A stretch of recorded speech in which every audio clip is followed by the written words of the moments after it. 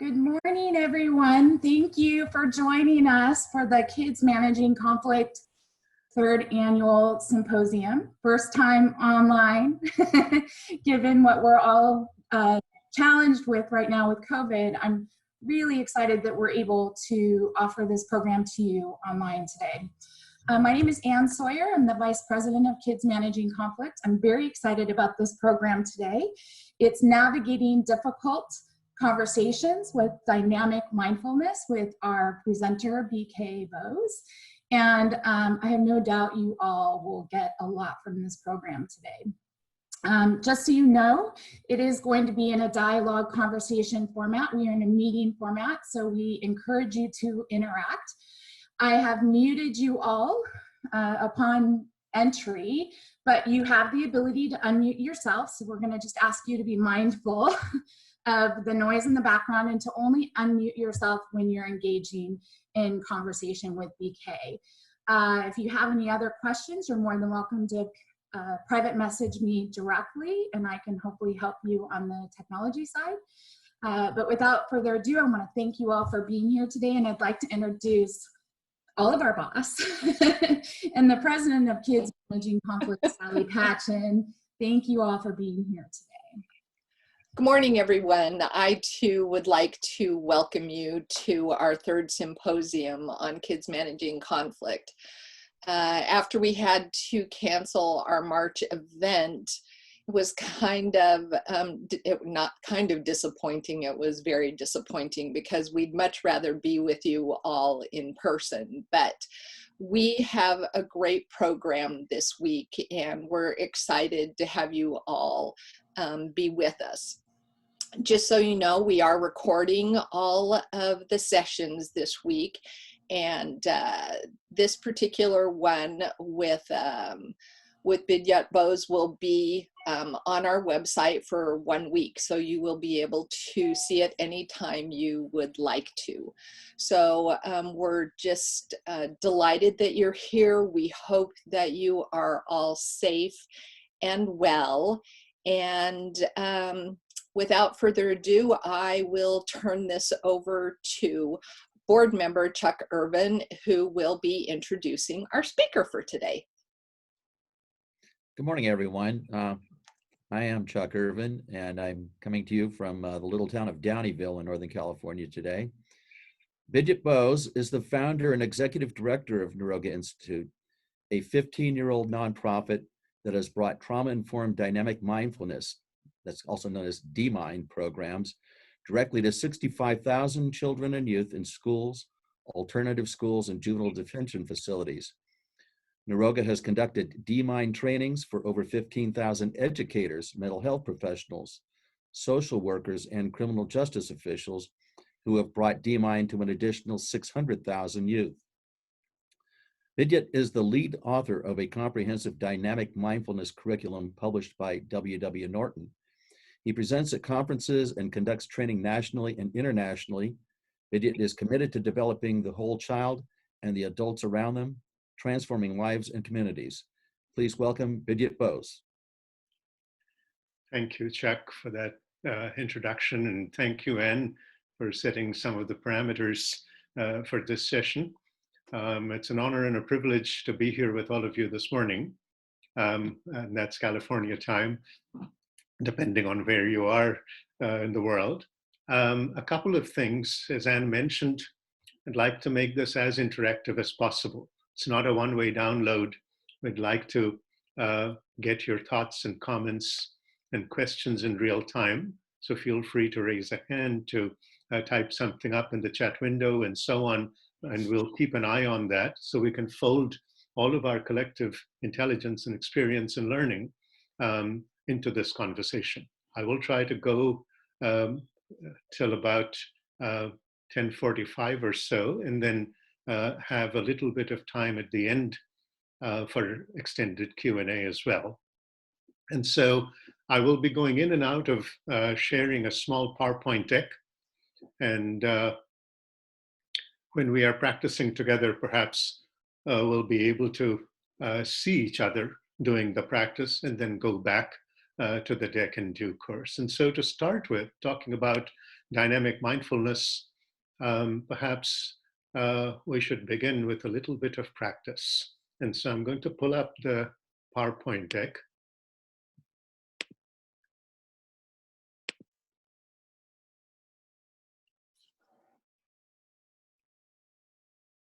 And can you see my screen, Anne? Okay, so navigating difficult conversations, and let's take a mindful moment. Coming up, sitting comfortably, your ears, shoulders, and hips perhaps gently aligning one above the other. And see if you can start to bring your attention to your own breathing. We breathe from birth to death, and yet we're often quite oblivious about how we are breathing. And so feeling air flowing in through our nostrils as we breathe in, and then flowing back out as we breathe out, chest and abdomen relaxed, eyes and mouth softened. Breathing naturally, without attempting to change it in any particular way, simply feeling each breath, each bit of each breath, just as it's happening.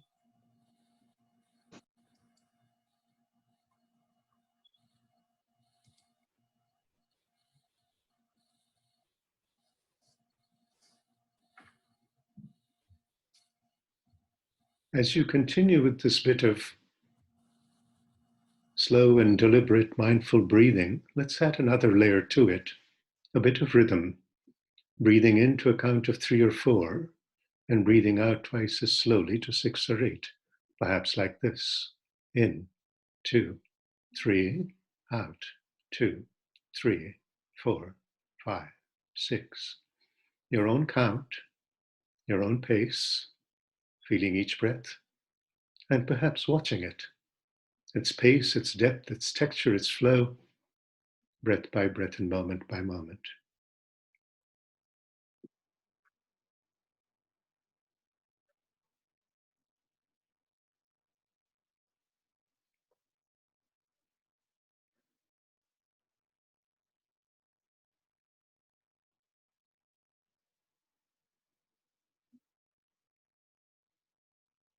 As you continue with this bit of rhythmic breathing, let us add yet another layer to it.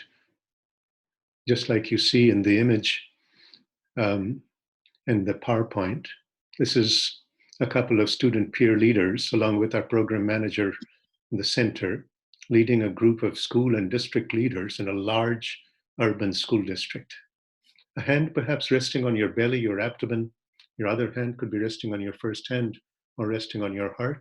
And as you breathe into a count of 3 or 4, actively, gently pushing your belly hand forward and out, as you take a big, giant balloon belly breath, and as you breathe out twice as slowly to 6 or 8, gently, actively pulling your abdomen in towards your spine, taking your belly hand back in with you. Deep and rhythmic belly breathing, feeling each breath, watching each breath, and perhaps watching each thought, each movement of your mind, breath by breath, moment by moment.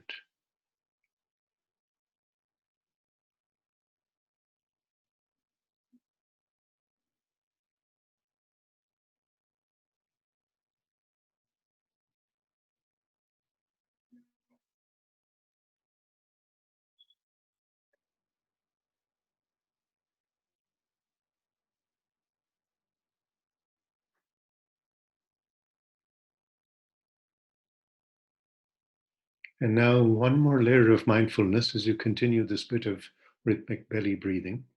One strike of this chime, as you listen with your fullest possible attention for the very last trace of this fading sound.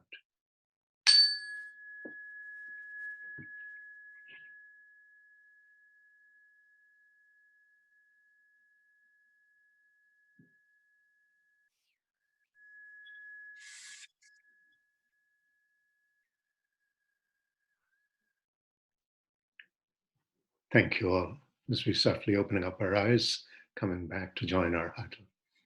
So just checking in to see how you're feeling in this moment. This was like 2 minutes of breathing and listening to a sound. And as you know, we have endless opportunities to listen to sounds, and we breathe from birth to death. How are you feeling in this moment? When I was asked to present the keynote at KMC Symposium, knowing that the heart of their work is peer mediation, is trying to get to something that's central to this work, in addition to being about the mechanics of implementation of peer mediation programs and so on. And what I felt was that the very essence of a mediation session is a conversation between two people or more.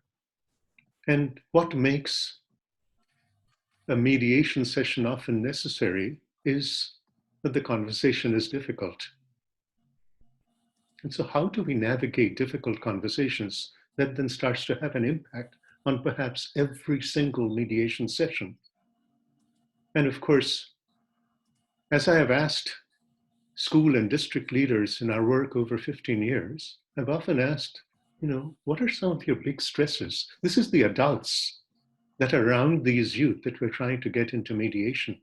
And repeatedly, I keep hearing, oh, difficult conversations, whether it's with each other, whether it's with staff, whether it's with parents, whether it's with kids.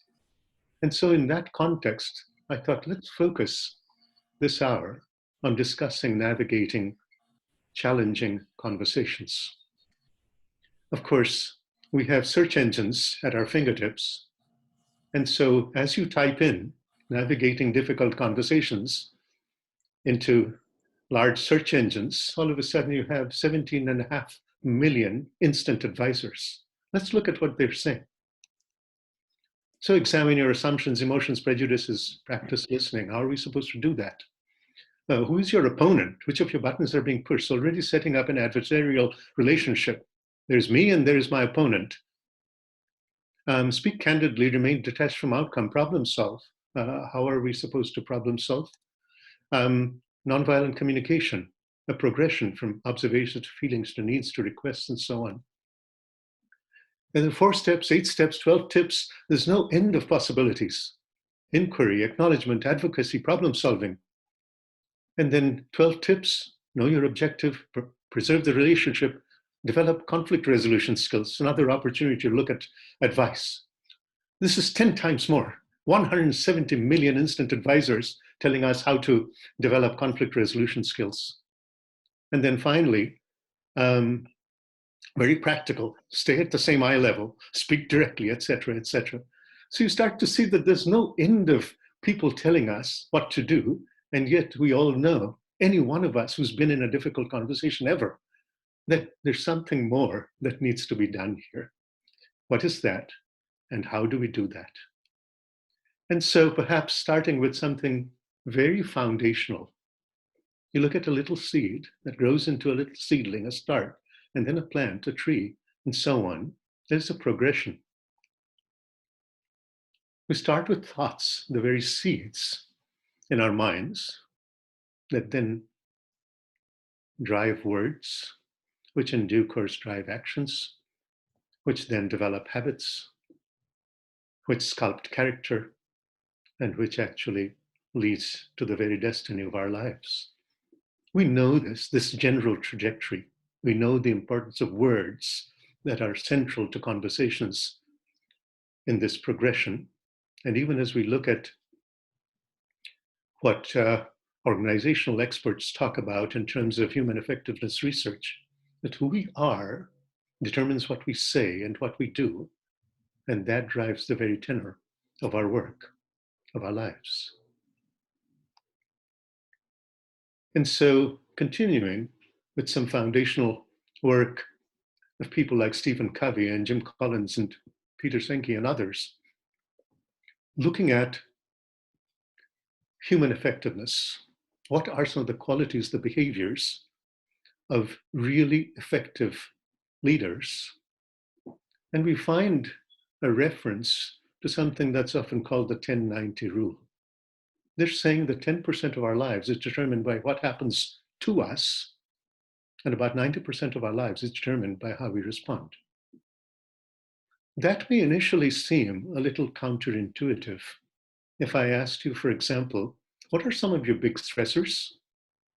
I can assure you that about 90% of what would come out, what you would list, is what happens to us, the stressors in our environment. And perhaps 10% would be internal stressors. And so it seems a little topsy-turvy.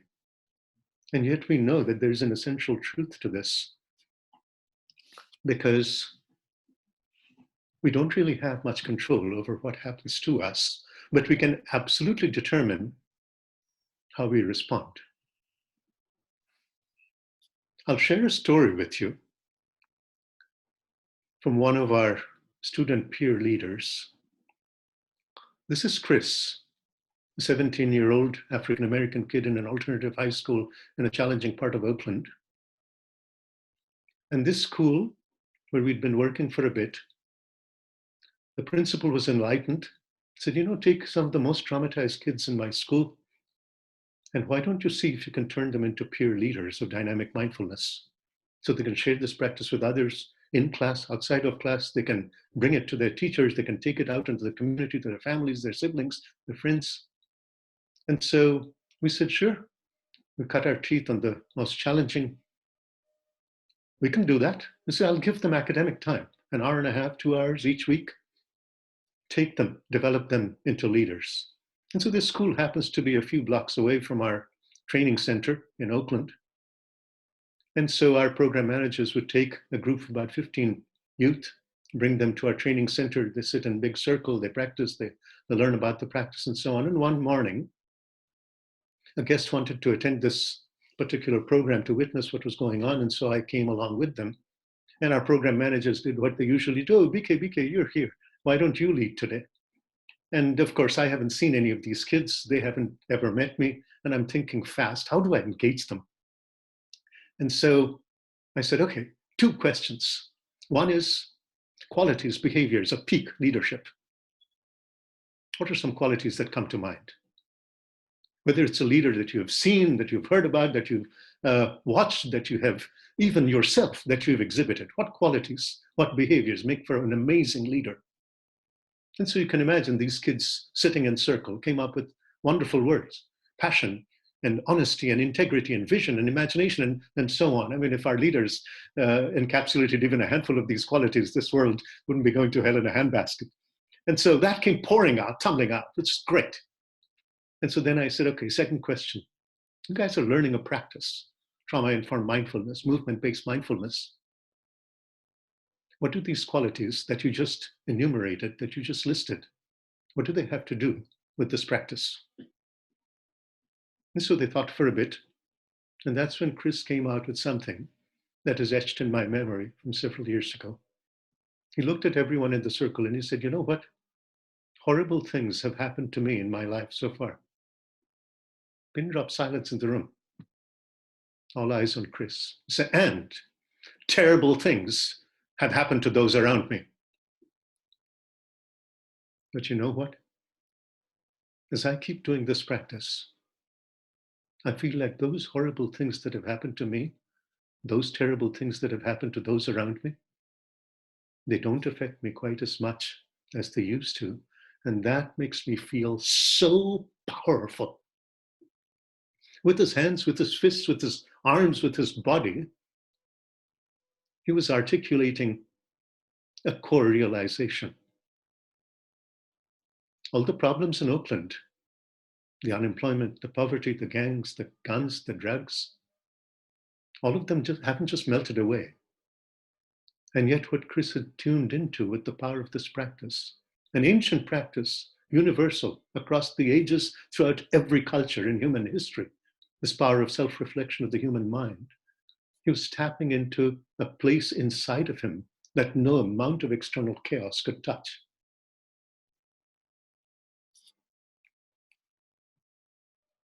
Let's just take that in for a moment as we do a little bit more practice together in a mindful moment. As you're breathing in, see if you can slowly curl your fingers and turn your hands into big, powerful fists. And then as you breathe out, slowly releasing your hands, opening up your fingers into receptive open palms.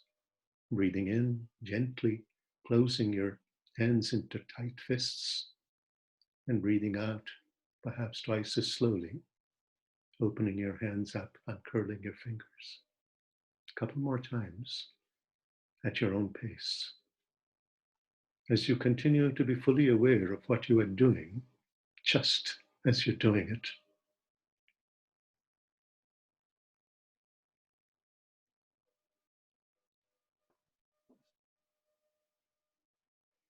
And now the chime. Once again, listening to this sound with full attention.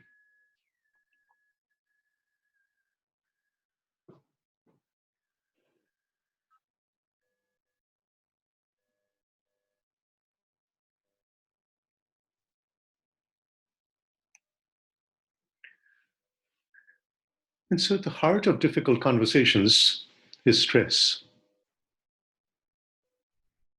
We are aware of that reality. Chronic stress, toxic stress is all around us. It's endemic. And there are typically three ways we respond to stress. 3 F's: fight, flight, and freeze. When we're in fight mode, we can be aggressive in the conversation. We could be interrupting others. That idea that my opponent, as it were, needs to know that I'm right. It's not enough that I know that. Everyone else needs to know that. If it is flight, I'm anxious and distracted.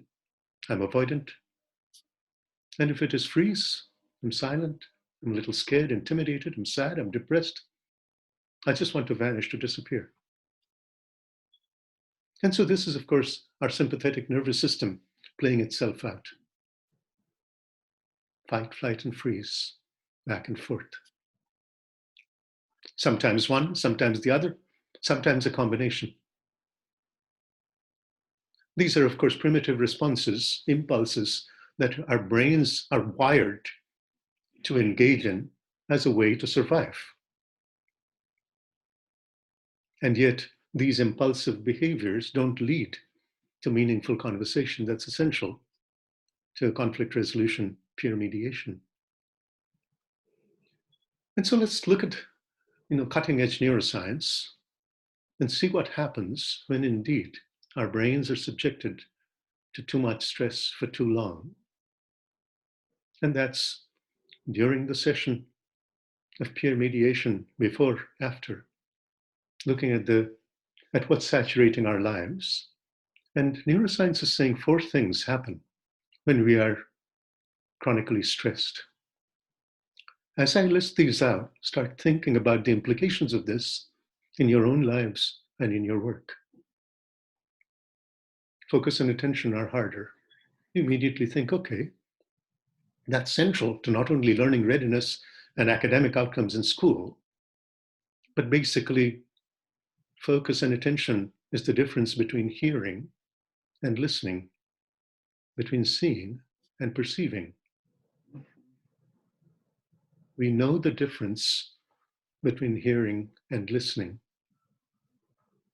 It changes the tenor of a conversation instantly, because focus and attention are about presence.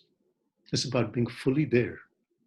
You know it when that happens, and those around you instantly feel full presence. Look at emotion regulation. We're all making choices all the time.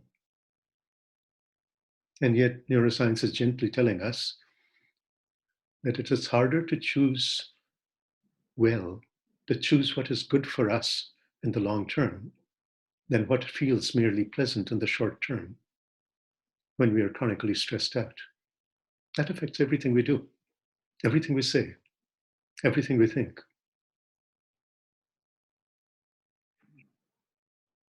Look at the third, coping in healthy ways, adaptive coping. We're all trying to survive. And if we can't cope in healthy ways, we are going to cope in unhealthy ways. And it's not just the obvious, the drugs, the alcohol, and so on and so forth. In an addiction-infested culture, we have to ask ourselves, what is my addiction? Is it food? Is it shopping? Is it social media? I'm eating a lot more dark chocolate these days, and I convince myself that that's medicine. And look at this, finally, empathy. We all know what the word means, the essence of interdependence, interconnectedness, which is at the heart of peer mediation. What is an individual without empathy for self? What is a conversation without empathy, a relationship without empathy? What is a classroom, a school, a community without empathy? What is this world without empathy? As we destroy our environment as fast as possible, we quickly realize that what neuroscience is telling us affects all of us, from local to global, from individual to universal.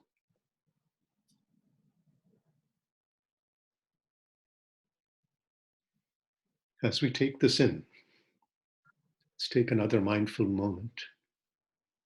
Just like in the image that you're seeing, feel free to stand, keep your feet a little bit apart, or you can do this sitting as well, which is how I'm going to model it for now. Just a quick puff of air out as you twist to the right, in through the center, out to the other side, just back and forth, just gently leading with your hips, following through with your shoulders and head and neck. A quick exhale at each end.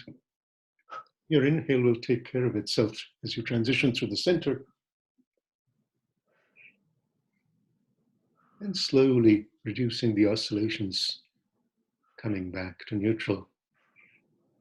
And once again, the chime.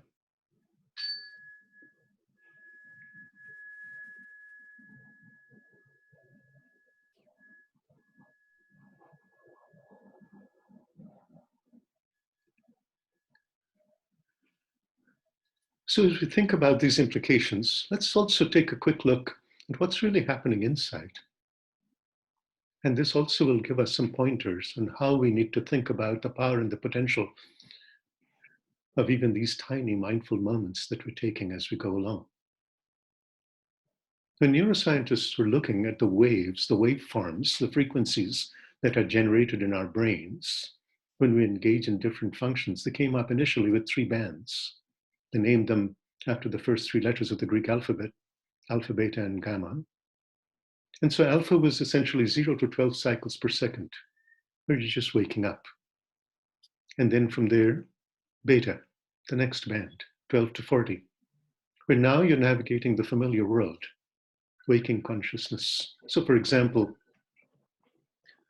you are playing an instrument, you've already learned it, and now you have moved to a different level. You're bike riding or driving a car, and all of a sudden it's more familiar. That's 12 to 40 cycles of beta waves. And then learning, information processing, problem solving at the heart of work and peer mediation, you get to gamma waves, a little faster, 40 to 100 cycles per second. And so these are the 3 big bands, depending on what we are doing, that our brains are creating these waveforms that are absolutely measurable, palpable, they're real. And then a small group of neuroscientists more recently started saying, let's look at this alpha band a little closer, looking at healthy brains. And so emerged contemplative neuroscience as a relatively new field. And they found something interesting. Lurking within this alpha band, basically 2 more bands. Delta is very, very slow waveforms where when you are engaged in deep sleep, where you're not even dreaming, no rapid eye movement, non-REM sleep, you're not brain dead.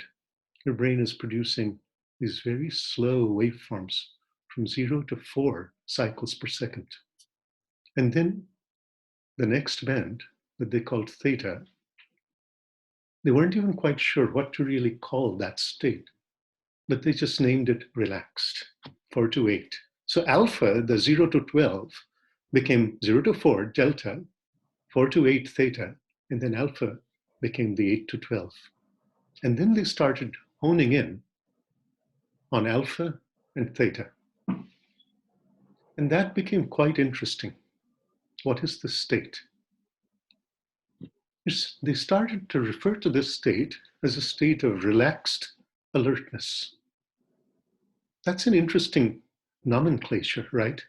Where you're relaxed, but you're not so relaxed that you're vegged out, you're asleep, or almost. You're not so alert that you're hyper alert, you're hyper vigilant. What happens when we're able to train our brains to come into that state, which is exactly the state that mindfulness practice nudges us to? This is some beautiful things happen. You are going to be at your creative best. You can imagine that's essential for problem solving, irrespective of what the problem is.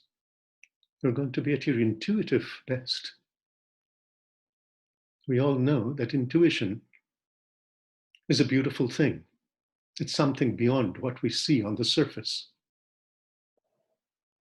It's not just what our senses are taking in, but something more. It's like the eyes become a window into someone's soul. And then positive emotions. What are those? Empathy, gratitude, forgiveness, and so on and so forth come pouring out. When we are able to train our brains to be in this theta alpha band. And as you look at this list, you start to realize this is absolutely foundational for meaningful conversations, for problem solving, for the very process of mediation.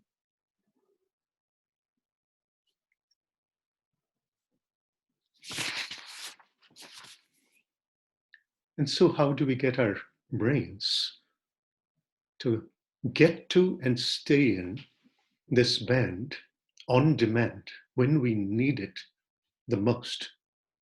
And so a simple model emerges.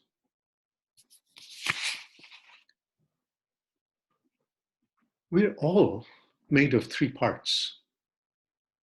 We think, we feel, and we move. Cognitive, emotional, kinesthetic. And when we are able to seamlessly integrate across these 3 levels of head, heart, and hand, something beautiful happens. We become more able to process information optimally. That, of course, is huge when it comes to having a conversation. When we're trying to indulge and engage in a mediation process. But it's not just that. Neuroscientists then come in, even as somatic psychologists are talking about vertical integration. Neuroscientists come in and say, you know what? When you are able to integrate and process information optimally, you are also best able to self-regulate. So it's almost like you can manufacture self-regulation on the anvil of foundational processes that have been around for thousands of years. Points us to a practice, a 3-part practice that maps to the 3 parts of each one of us. For the kinesthetic, mindful action or movement, 3 verbs: act, breathe, center. So you're not just using your body for body awareness, but engaging in actual kinesthetic movement. The B, breath regulation. Why is that so incredibly powerful? Because we well know that how we feel changes how we breathe. Just think for a moment, when you're really mad, sad, happy, bored, have you noticed that you breathe differently? People, of course, figured this out thousands of years ago. And yet they asked a beautiful, elegant, powerful question. Does it go the other way? If I change the way I breathe, can it change the way I feel? And the answer, of course, was yes, absolutely. Our nervous systems and our respiratory systems are intimately interconnected.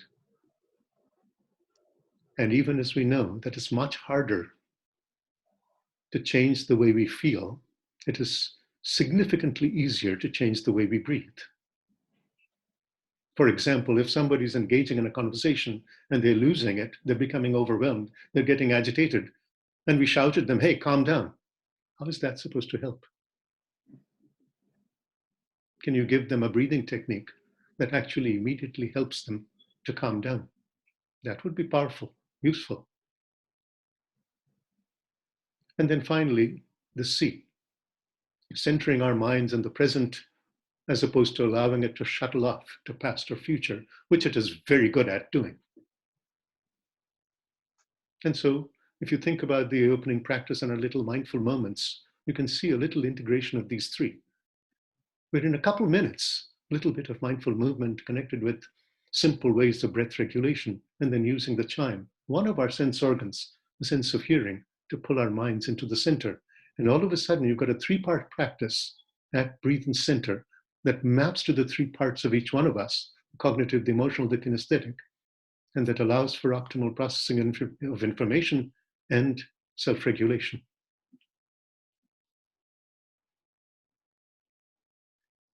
We know that when we are going to engage in peer mediation or develop leaders that can do that, it is not just a cognitive process. We glibly talk about developing the whole child, developing the whole adult, the whole parent, the whole teacher. How do we do that? Here is a way to think about a progression, a scaffolding of foundational skills that enable that possibility. The work starts with the stress. Okay, we're about to have a difficult conversation. And there's plenty of stress around us before it and after it. How can we start with a little bit of stress resilience that then allows for us to have a little bit more focus and attention, a bit of self-regulation, to be able to cope in healthier ways and to have a shred of empathy before we even engage in the conversation.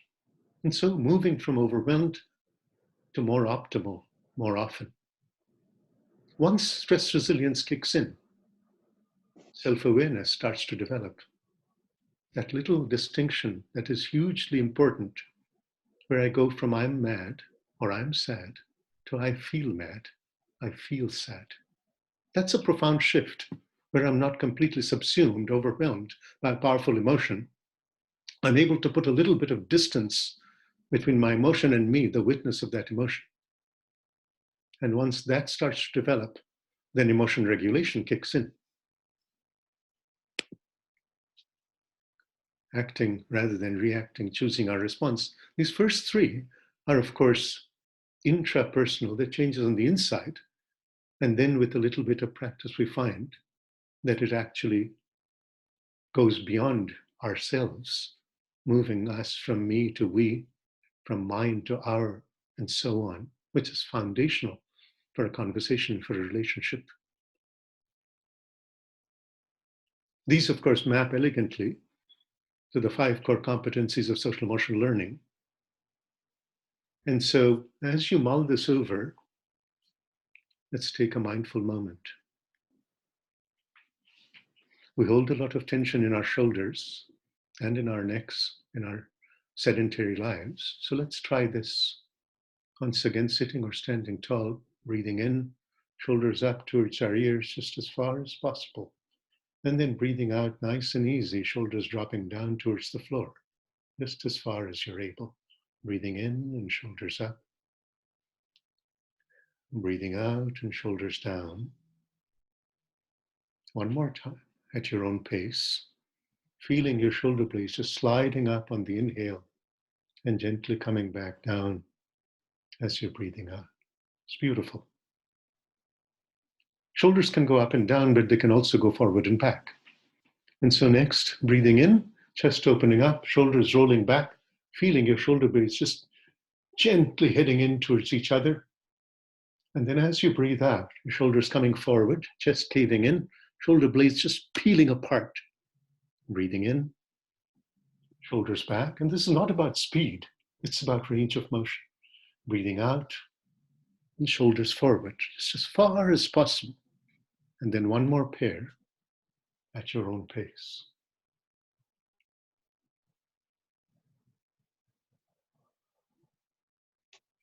And coming back to neutral. Integrating these two movements up and down, forward and back into circles. Breathing in, shoulders up and back. Breathing out, down and forward. Breathing in, up and back. Neck relaxed. Breathing out, down and forward. And one more huge circle at your own pace. And then reversing direction. Breathing in, shoulders back and up. Breathing out, forward and down.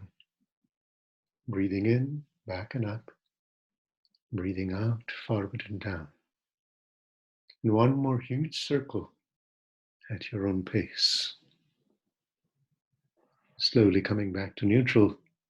And once again, our friend the chime, gently pulling our minds into the center.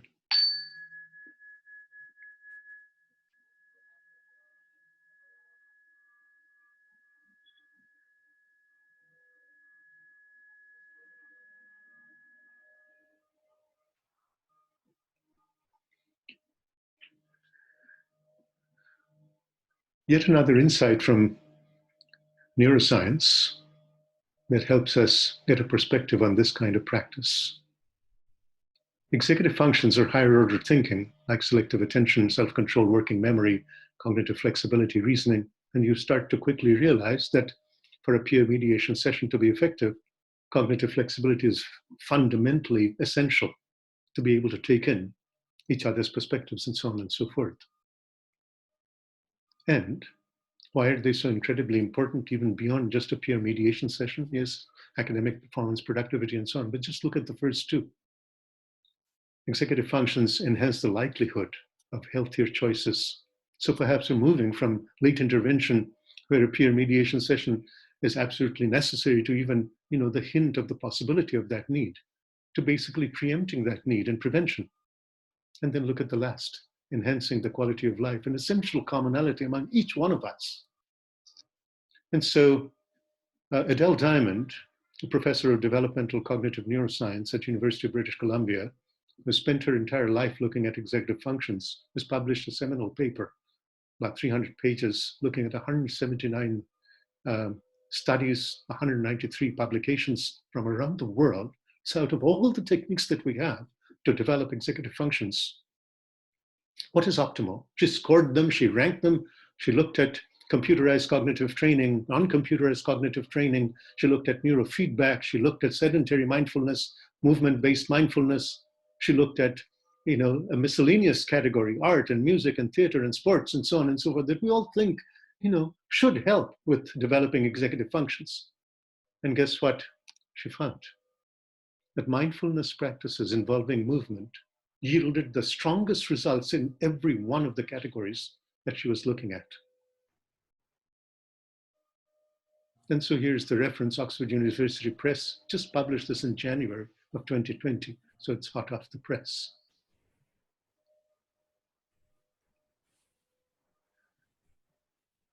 We just released something that helps to create this shift. Managing our moods, our emotions in moments. Just think for a moment if you had a tool that can get you to relax when you're stressed in moments, or releasing some energy when we're angry or anxious, energized when we're tired, sad, depressed, strengthened when scared or nervous, and focused when we're distracted. Just moments, how that could change how we behave, how we interact, how we are with ourselves and with each other.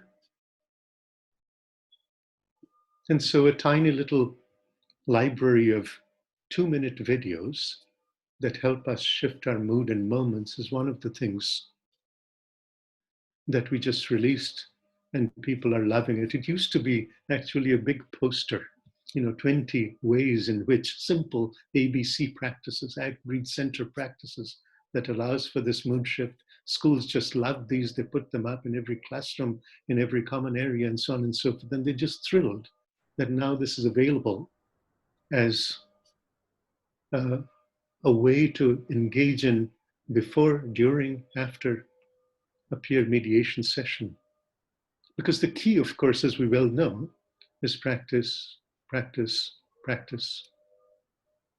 Late intervention, in the moment, perhaps one slow, deep, rhythmic belly breath. Early intervention, just before the conversation, maybe a 2-minute ABC, keeping in mind these shifts in mood. Prevention, long before the conversation is needed. A few minutes of practice on a regular basis will create a profound shift in the way these conversations happen, or even the need for some of these conversations in peer mediation. A simple implementation plan for each of us perhaps to consider as a little assignment. I know many of us are wonderful at dishing out assignments, and so here's a little implementation plan for ourselves. At home, especially with shelter in place, plenty of opportunities to try this out. 1 to 3 action items. If you feel like you have, forget the peer mediation sessions for now, just for yourselves, given the stress levels that we all have all around us, 1 to 3 things. The research is showing about 6 minutes of practice a day.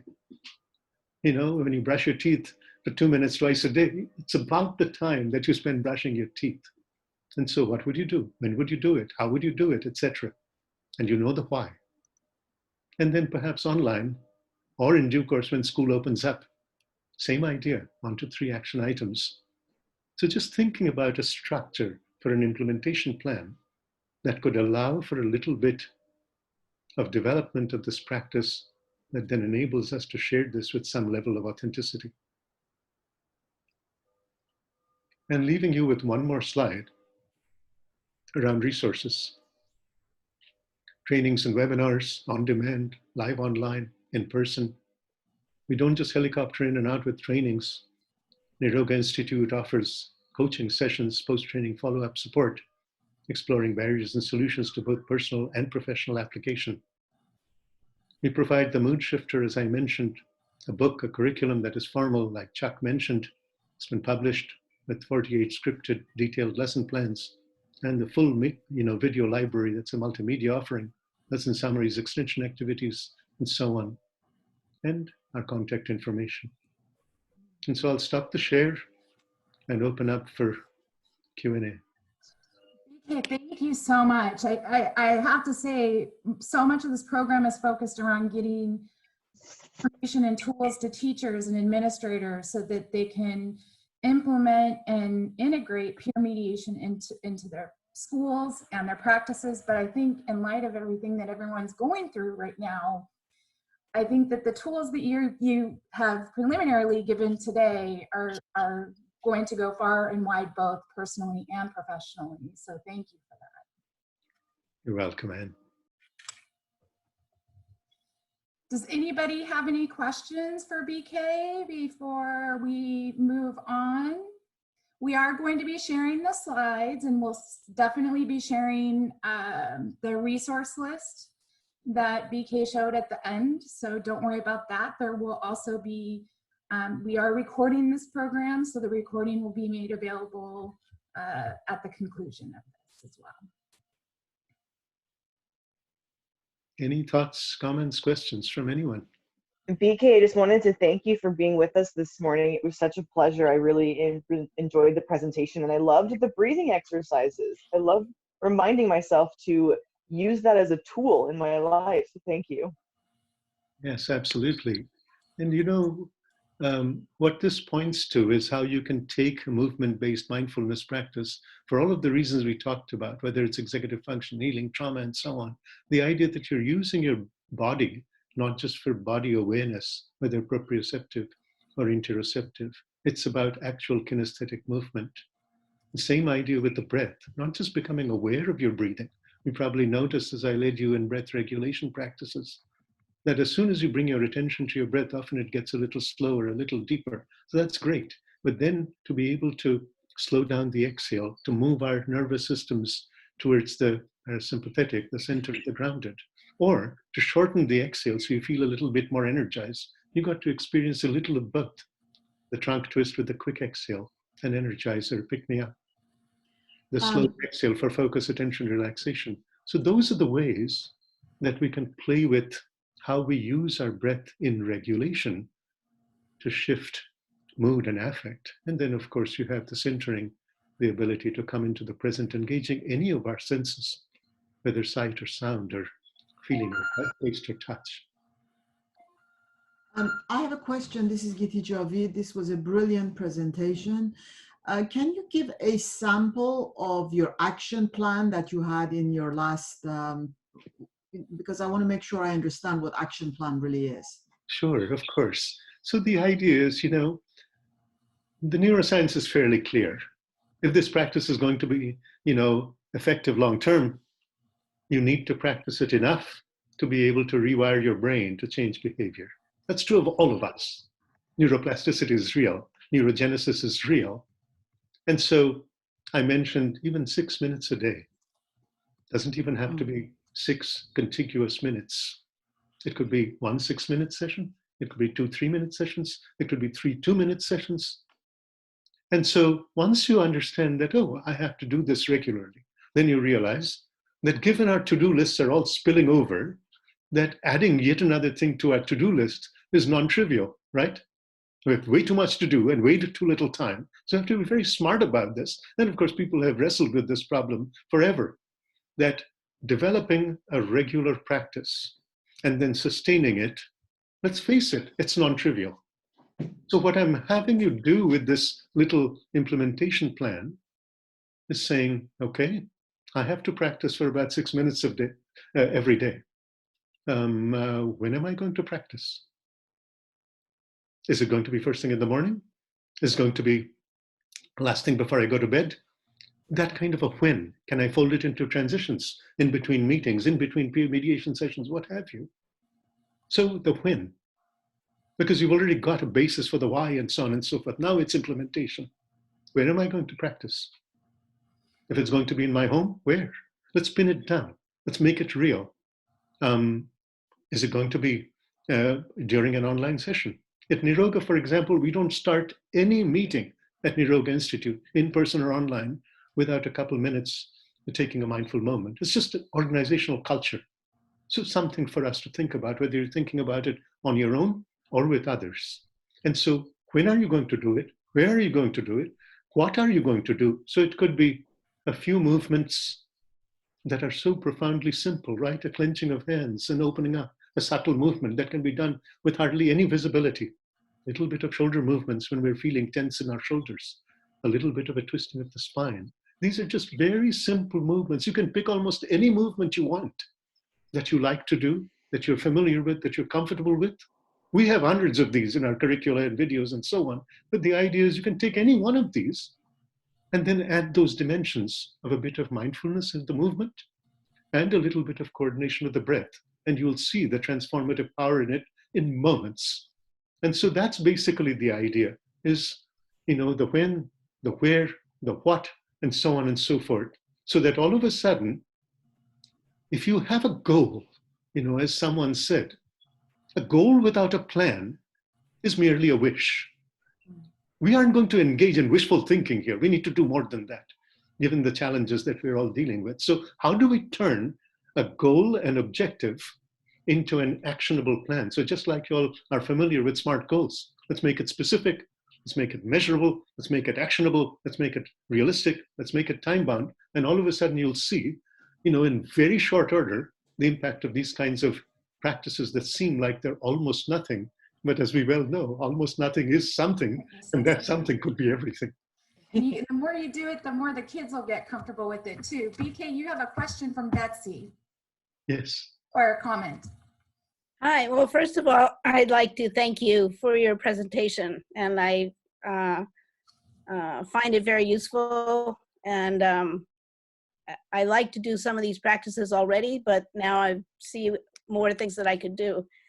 I think I want to extend the idea I think this was implicit, but I'll extend it.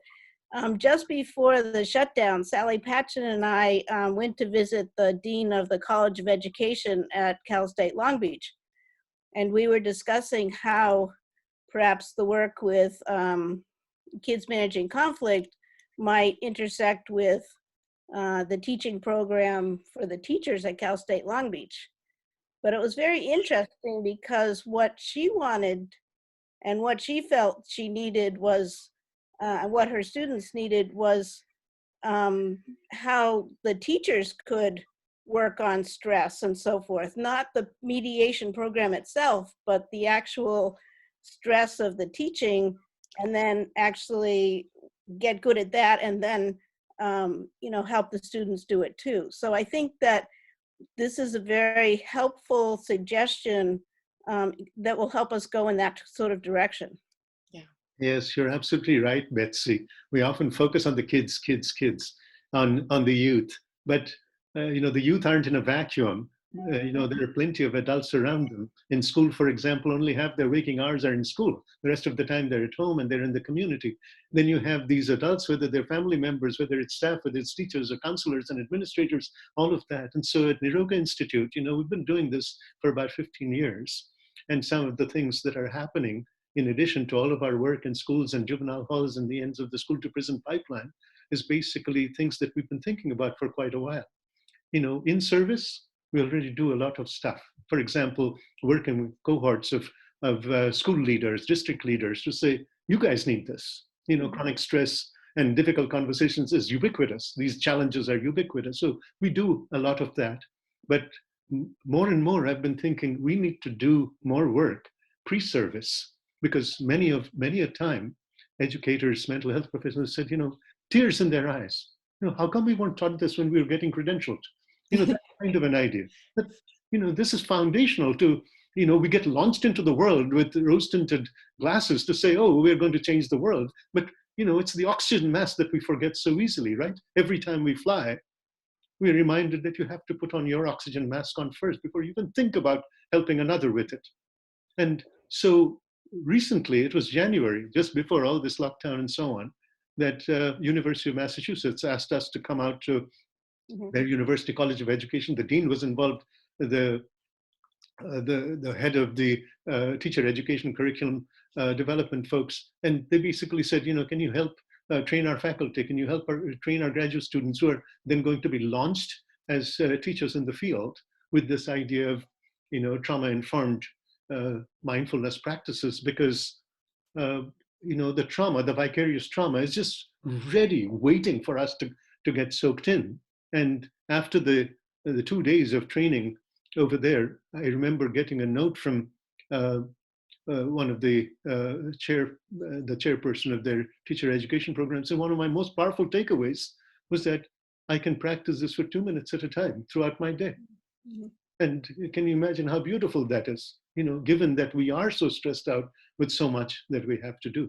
So this is absolutely what we need to do, Betsy, is pre-service all the way to in-service, and then the entire ecosystem of the educational system, whether it's students, whether it's staff, whether it's families. That's what we need to think about, because I feel strongly that if most of the people in this ecosystem are able to do these tiny bits of practice much of the time, we can get to a very powerful tipping point.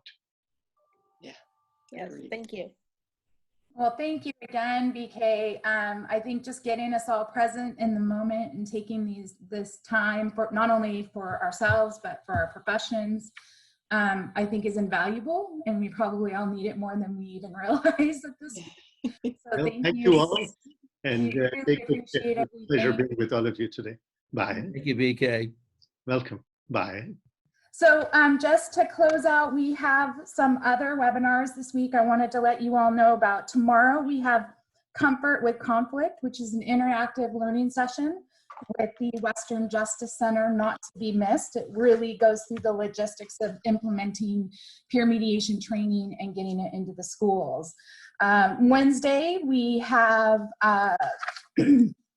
Combat Hate with the Museum of Tolerance, and this is going to be a pretty dynamic workshop too, because it will basically go through an online safety program for students to combat hate online, which I think is also getting more prevalent now that everybody's spending more time online and students are online more. Thursday is going to be peer mediation in schools and beyond. And then Friday, we actually will get to speak with our past peer mediators that we've trained and have been involved in school programs and see where they're at now and see how it's influenced their lives. So we have a really great week ahead of for all of you. So I hope to see you all for the rest of the symposium. Thank you so much for joining us today. Have a great afternoon. Thank you so much you and have a too. great afternoon.